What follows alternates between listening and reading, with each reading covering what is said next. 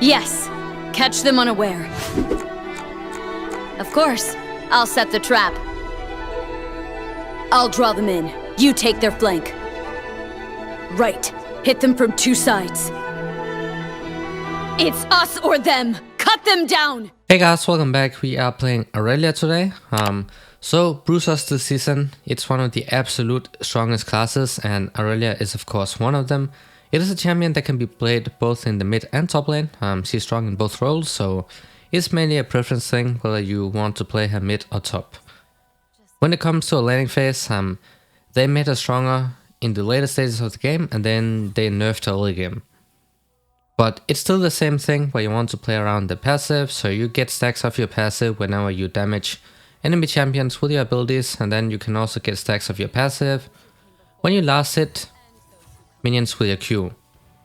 You want to get a fully stacked passive before you go for any trades, and usually when you want to trade with people, you want to let them push the way towards you, because that's going to give you room so you can actually chase people down. What I have noticed is the fact that people become too greedy for these passive stacks, so they constantly last hit all the minions with Q, and they end up pushing the waves towards the enemy tower, and then you of course can't do anything because they will just be able to farm for free. So if you let the enemy push the wave towards you, then you can also prepare the minions, like auto attack them and keep them at low HP, so they're gonna get one shot by your Qs, and then you can use that as a gap closer. When you mark targets with your E and you Q to them, then your Q is going to reset once for each target. And that works on champs and monsters, but not on minions. You can only reset your Q on minions by last hitting with it. And you can also animation cancel your E animation inside your Q. That's what I did early on to get the kill on the core key. So still have some pressure in the early game, but she's not as strong as she used to be during the early stages, but she's much better in the mid and late game. Your W, as you may already know, is going to block out some of the physical and magic damage you will be receiving. Extremely OP ability, and it also deals a lot of damage in general, so you can also use that on the minion wave to like put them at super low HP really fast, so you can spam Q and then get that passive fully stacked. Your passive is really what allows you to go for these 1v1s. It gives you so much trading power, guys. Very important that you go for these fully stacked passive before you really go for those all-ins.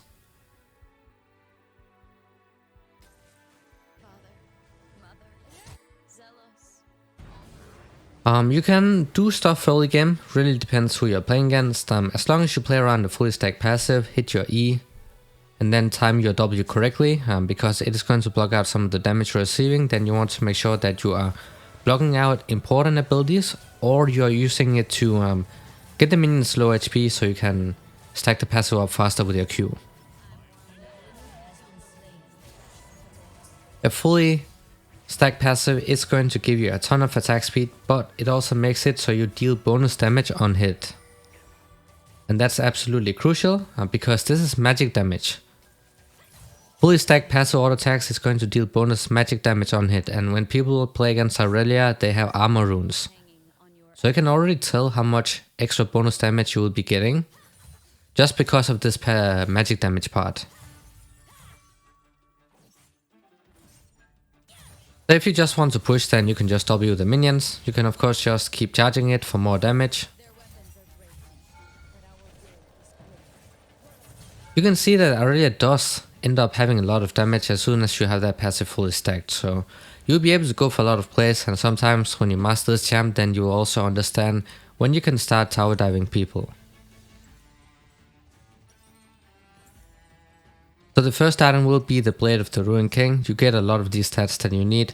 You get lifesteal, super important. You also have that on your Q, guys, when you last hit with your Q, but they nerfed that. It still gives you some lifesteal, but you definitely need some more from the items, and that's what you get from the blade. And then you also get attack speed and some bonus damage based on health, so that gives you a massive power spike as soon as you get it. I was actually confused how my E missed on this Nocturne right here, because I was pretty sure that it was going to hit, but apparently it did not, so he ended up surviving. That does happen sometimes. It's very easy to dodge your E if you don't animation cancel it in your Q animation. Because they made it so the time it takes for it to come out is fixed. It's fixed now. It was not like that before, where you could use the first cast behind them and the other one right in front of them, and then it came out a lot faster, but you can't do that anymore. Your ultimate, that massive AoE ability, that is going to spread when it hits people, and it will also mark the champions, so you can get your cooldown refunded on your Q, because that's also another way of marking people. So you can either get resets on your Q by last hitting something with it, doesn't matter if it's minions or champions or monsters, or you can reset it by marking somebody with your E or your ultimate. So I have 3 different ways that you can reset that Q. What's also super important is that every single time you put a point into that ultimate, then it is going to permanently reduce the cooldown of your Q. That's what they did when they reworked Irelia for the last time. That's also what helps making it less punishing to play. Because you know what happens if you miss your Q and it goes on cooldown, then you lose all of your mobility and then people just kite you. So by getting that permanent flat cooldown reduction on your Q, every single time you put a point into your ultimate ability, it's going to make it less punishing to play and also much stronger in the later stages. And worth to mention is that your E and your ultimate also deals magic damage, so you still have a lot of magic damage in your kit, so even if people are stacking armor against you, it is not always that useful. Of course, it is going to block out some of the damage because you still build AD, but you still have a lot of magic damage in your kit to really get past that armor. This is typically what you want to do, is that if you can freeze in front of your tower, then that would be absolutely insane. Because then you force the opponent to walk up, and that's when you can really look for those E's, hit them with a CC, and then you can all in them.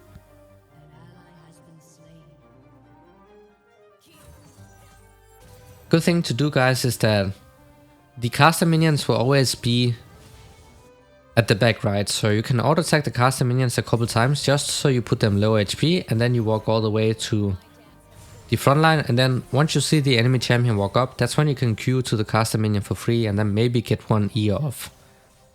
Because if you hit them with an E, then that's typically a free kill, or you at least get the summoners. And of course you can also flash ult like I did right here. You want to do that to catch people off guard. If you don't know if they have the summoners up or they have some kind of movement ability, then you can do this to kind of hit them with this before they get to react. And since your ultimate also slows them for a ton, I think there was something like 90 seconds slow for short duration, then you can combine your ultimate and then you can follow up with the E afterwards. You can see that W is dealing a ton of damage, so we will be maxing that out second.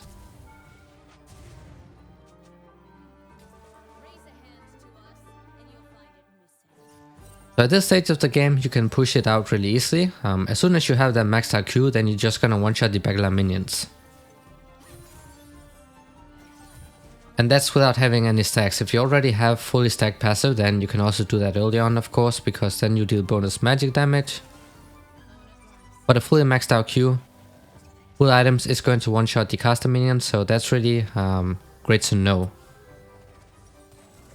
Because that means that you don't need to waste time auto-tagging each of these minions once before you can Q to them. So we have Blade of the Ruined King that already gives you a massive power spike. Huge power spike as soon as you get it. You'll be able to trade against most champs as long as you play around your power spikes, but that Blade of the Ruined King really makes such a big difference. The next item you will be going for is the Gold Ringer. This is the patch where it's really broken. Of course they are going to nerf it at some point, but it is so OP that you should definitely build this every single game.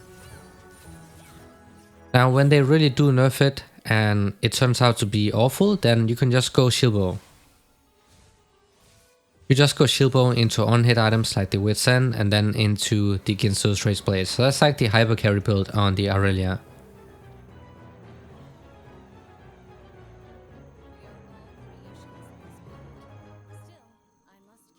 Now this build also has a lot of damage, but what's really good here is the fact that you just can't die, because you have so much AP, you have so much sustain with a lifesteal. You have so many defensive items that also gives you damage at the same time, so you become like a hyper carry bruiser, but you have insane amount of damage.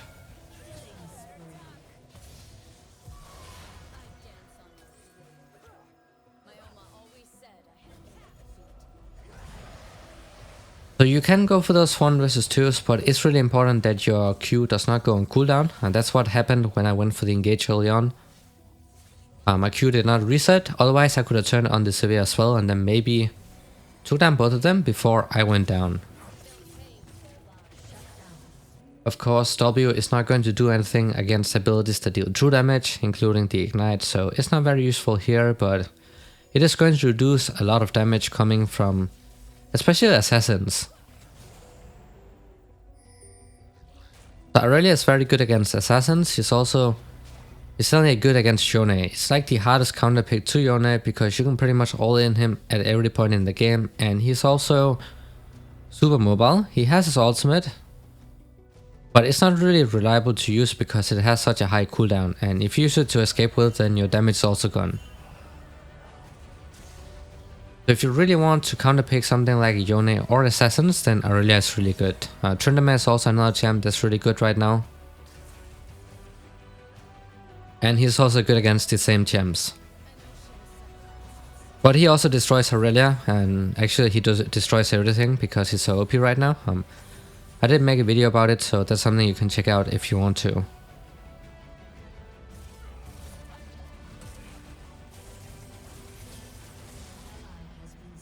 So we have a Lucian with Ignite top getting solo killed by the set. Of course not very optimal. As you can see, your Q is one-shotting the backline minions right now, so that's extremely nice because that allows you to get those passive stacks up much faster.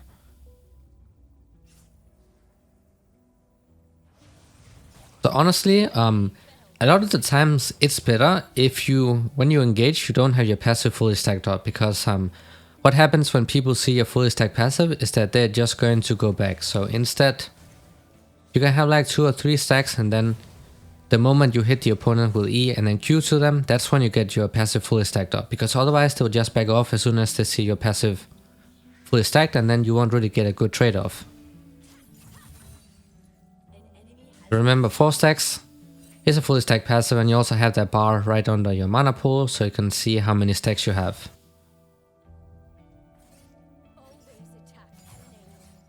And that's not only for you, that's also for the opponent, so they have some kind of counterplay, so they can see how many stacks you have without having to left click on your champ and then looking at the left corner.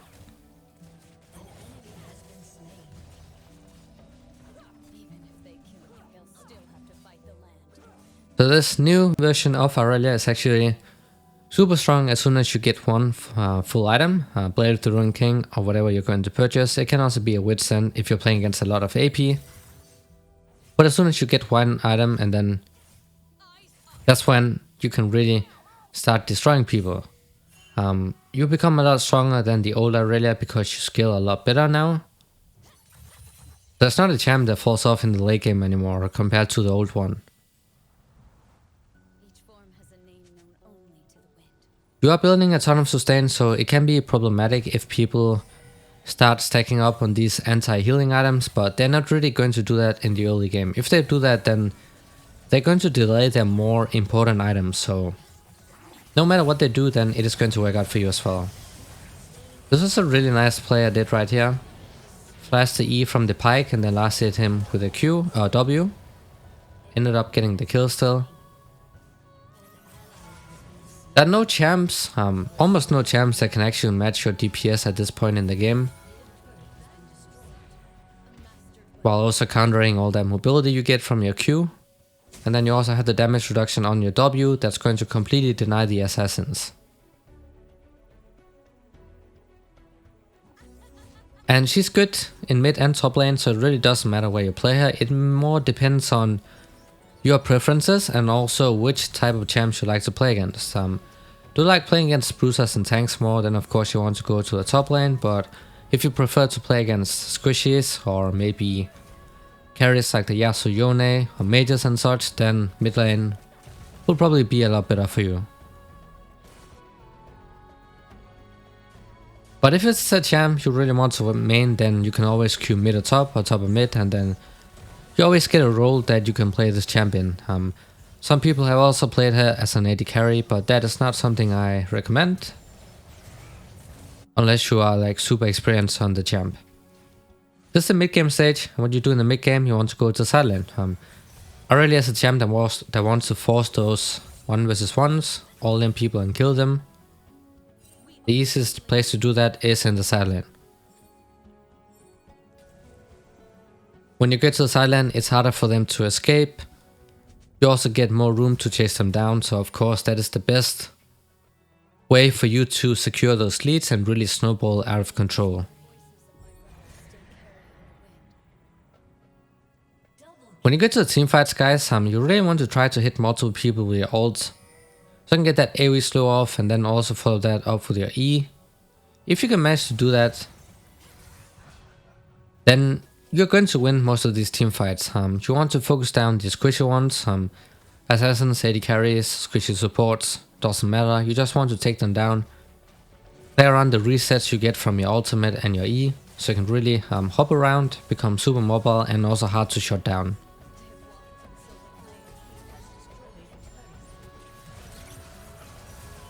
Just like this here, you see we used that reset on the set to get to the Sivir.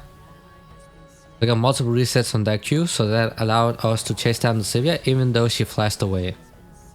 You can see this champ is insanely mobile.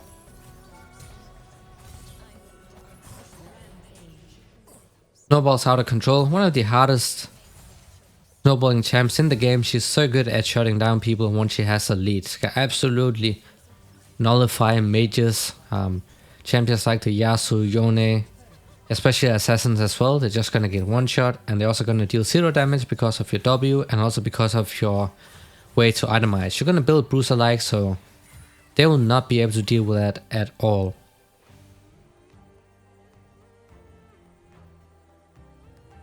You can also take away the jungle camps. Your E also works on the monsters, so you can reset your Q and really get those stacks up so you can clear those out faster. So make sure to do that as well if you don't have anything else to do on the map.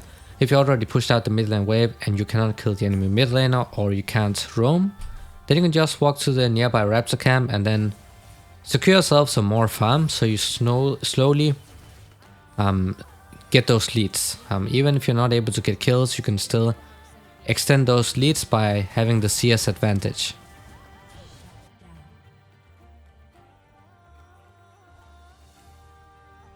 So even though you prefer to be in the side lane, it can still be difficult when you do not have teleport up because you cannot trust your teammates in solo queue. It's obvious that they will somehow get caught right, and then your opponents might be able to take down objectives from it, like the Baron or the Dragon or the Inhibitor. So if you think your teammates will get caught, then you might as well just group up. You are going to sacrifice some CS, but it is what it is.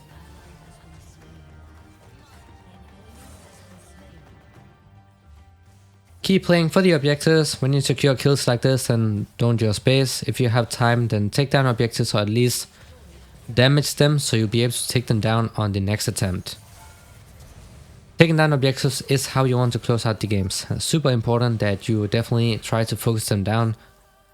There's so many different objectives you can take. Like you can take away the jungle buffs from the enemy laners. Take away the blue buff from the enemy mid laner. Can really make a big difference. You can also take away the red buff from the AD carry. You can take the Herald, you can also take the Dragon. There's so many things you can do, so it's important that when you go for kills, then you try to plan out what's going to happen next. What else can you take when you get that kill? Because that is really what's going to make you that much better at closing out games. You have to understand that objectives is the fastest way that you close out the games. The kills you get are just a means for you to get the objectives.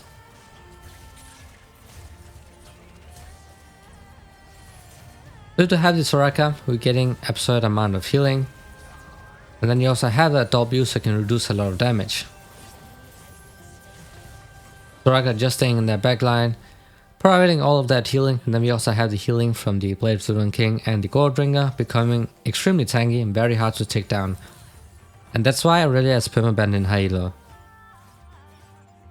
Like, if it's a good Irelia, then this champion is so hard to deal with.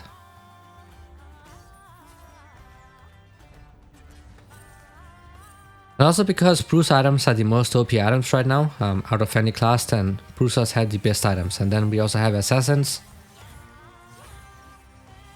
abusing the Bruce items because they are so OP, so they should definitely get nerfed soon.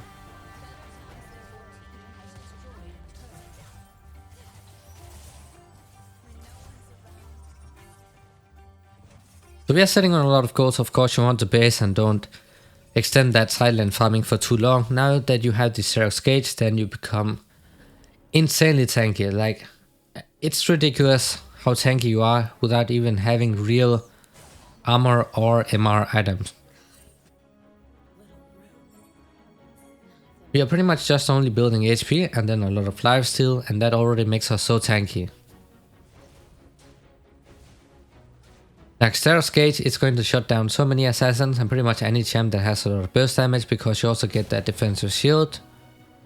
Become very tanky without having actual armor or MR items. And that of course is what makes the Bruiser class so strong right now, because all of the split pushers like the Fiora, Camille, Irelia, Jax and so on, they abuse these items. Like, they completely abuse these items, and that's why it's so hard for any other class to deal with them. We did not hit multiple people with that ultimate this time around, but we are still winning the fights because we are so fed, of course. We have 15 kills, so that is to be expected. But if you really want to succeed in those team fights, then you have to find a way to get multiple hits with your ultimate or your E.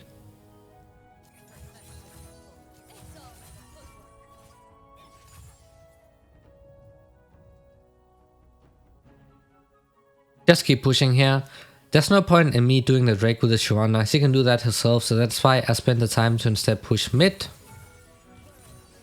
So we could get some damage onto the inhibitor tower. And this is what I meant by finding ways to secure yourself a lead. Because we would be wasting time if I also helped Shyvana with the Drake. Instead, I went for the minions in the mid lane, and then I took out a lot of HP from the tower. So on the next attempt, then we should be able to take down the tower as well.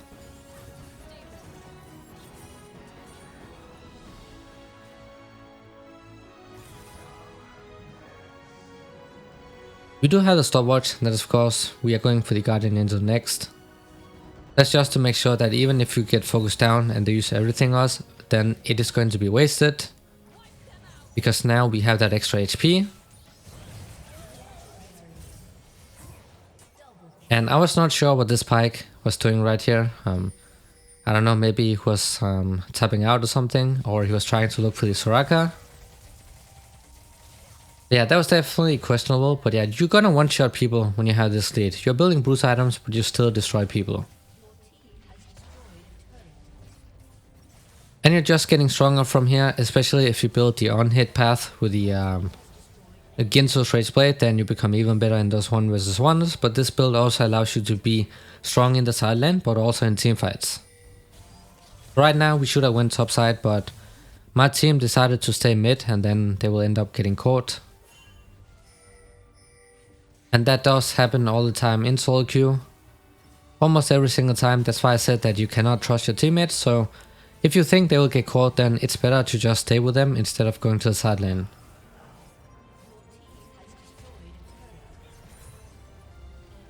So we got a tower, and we would not have lost anything if they followed our call, but they did not, so they ended up dying, but this Shyvana is doing pretty good.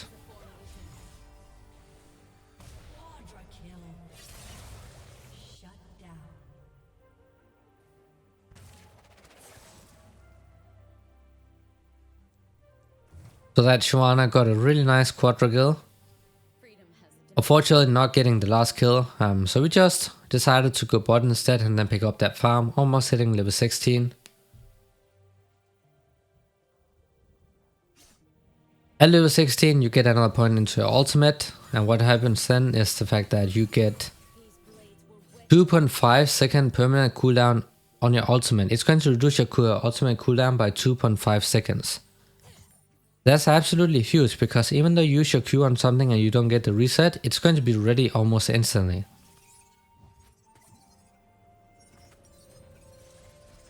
So this makes Irelia better in the late game, and it also makes her less punishing to play. So she's not as hard to play as she used to be. Still difficult, but not as hard anymore.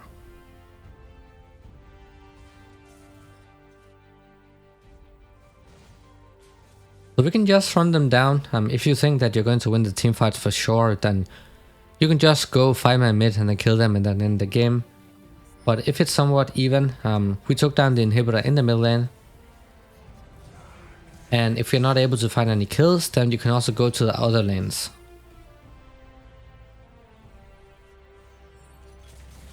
Since you have the Guardian Angel, then people suddenly don't want to focus you down anymore, because they know that I will just be revived, right? So that also makes Infinity or Guardian Angel so good.